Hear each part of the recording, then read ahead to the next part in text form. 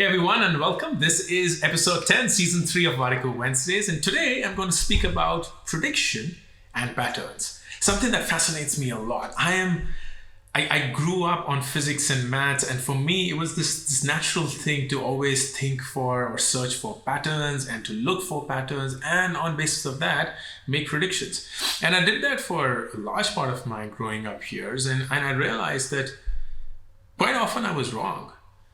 I was wrong because I predicted that a pattern would pan out a certain way, but it almost never did.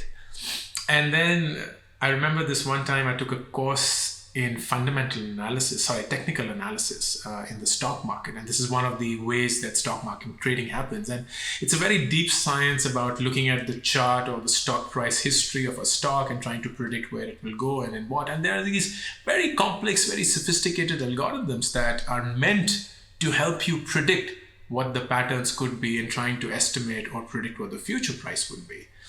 And the reality is I did that as well and almost always never got it right. And I don't know how many of you would have that right. But here's the thing I read somewhere, and I've come to believe that predictions are the most robust when a pattern has been formed over a period of time and it's got to such a stage where you now can predict what's going to happen.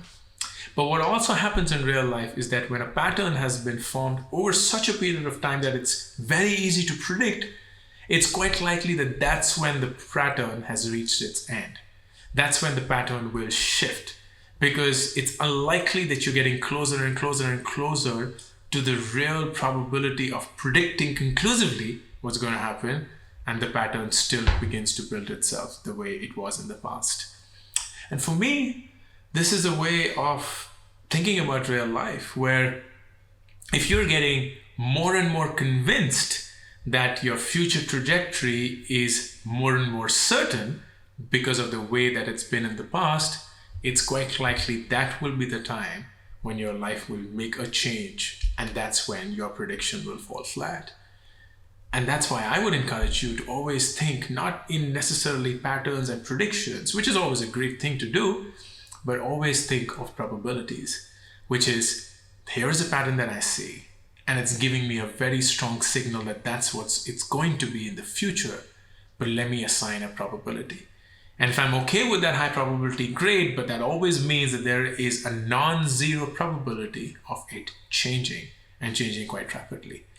And if your life is all about living with certainty, then you quite likely will not be prepared for that change that happens.